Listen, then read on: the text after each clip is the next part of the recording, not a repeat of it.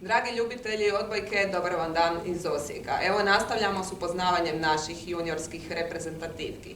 Danas sa mnom ovdje su Petra Dugančić, Andreja Mihaljević i Mija Kajic. Evo, djevojke, dobar vam dan. Dobar dan. Petra, kako ti je u Osijeku, tvoj rodni grad ili? Pa je, da, u Osijeku sam se rodila, živim u Čepinu. Super je, ništa novo i svaki dan je isti. Nije to nama zanimljivo kao ovim curama što su došli iz nekih drugih gradova.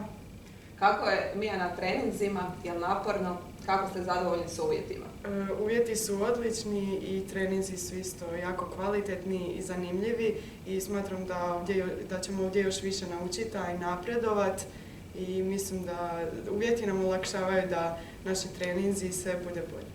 Andreja, kakve su djevojke domaćini? Jesi li razgledala malo i Osijek? Pa dobro su, odmah prvi dan su se potrudile, sve smo dogovarale odmah od prvog dana kad idemo do Tvrđe, kad idemo do centra, sve smo već obišle, sve smo vidjele, tako da sad nam je svaki dan isti, nema više šta obići. Vratimo se malo treninzima, trenirate evo Petra 2 puta dnevno. Da, 2 puta dnevno, nekad imamo slobodno jutro, da ne bi došlo do ozljeda i prevelikog opterećenja.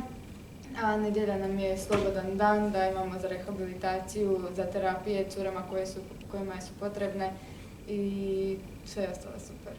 Andreja, kakva je atmosfera u ekipi? Pa atmosfera je uglavnom odlična, ima dana kad se nikom baš i ne da toliko galamiti i podizati atmosferu, ali većinom je dobro. Evo, nećemo imati, nažalost, gledatelja tu u Osijeku. Ta baš atmosfera između vas je jako bitna, a tako, kako se stvorite atmosferu zbog gledatelja, baš će to biti jako bitno. Činjenica je da nema, nažalost, gledatelja, ali mislim da naša ekipa može samostalno stvoriti stvarno dobru atmosferu koja će nam puno pomoći u igri. Evo, protivnike znamo. Petra, što ti očekuješ od Europskog prvenstva? Pa ne želim stvoriti nekakva velika očekivanja, ali sigurno je to da ćemo dati sve od sebe i da ćemo pokušati što bolji plasman ostvariti. Andreja?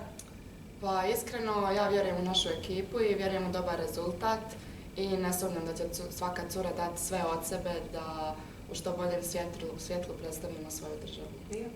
Pa protivnici su jaki, ali ja smatram da se trebamo fokusirati na sebe, na svoju igru i dati svoj maksimum da će sve biti u redu.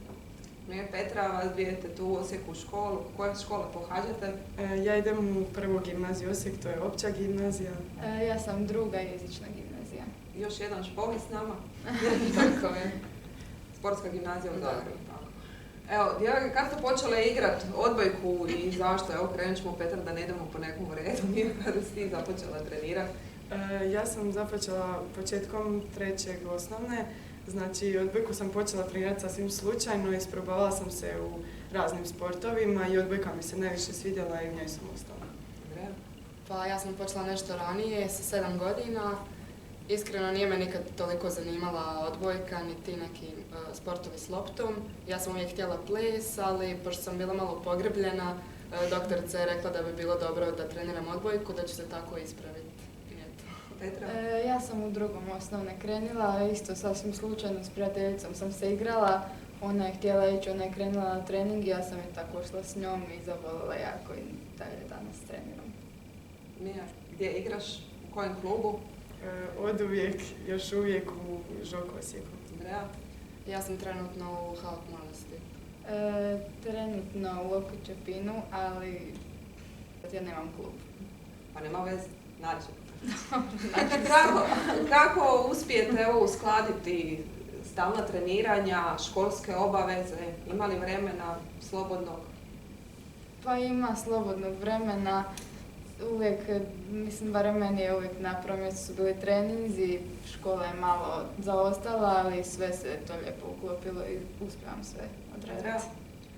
Pa mislim da je meni sigurno lakše nego njima jer sam ja u sportskoj gimnaziji i nama je već samim tim prilagođeno, dopuštaju nam veći broj izostanaka i toleriraju nam izostajanje zbog treninga, tako da meni nije toliko teško uskladiti.